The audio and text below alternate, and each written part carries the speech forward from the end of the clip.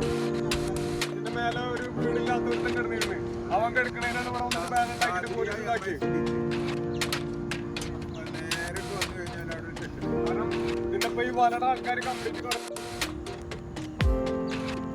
കാരണം പോലീസ് മിനിഞ്ഞാന്നും കൂടി SI sir വന്നിട്ട് പറഞ്ഞു, CA സാറ് വന്നിട്ട് അവിടെ എന്താണെന്ന് വെച്ചപ്പോൾ മത്സ്യത്തൊഴിലാളികൾ വന്നപ്പോൾ കുഴപ്പമില്ല, ആ മത്സ്യത്തൊഴിലാളികളും അതിൻ്റെ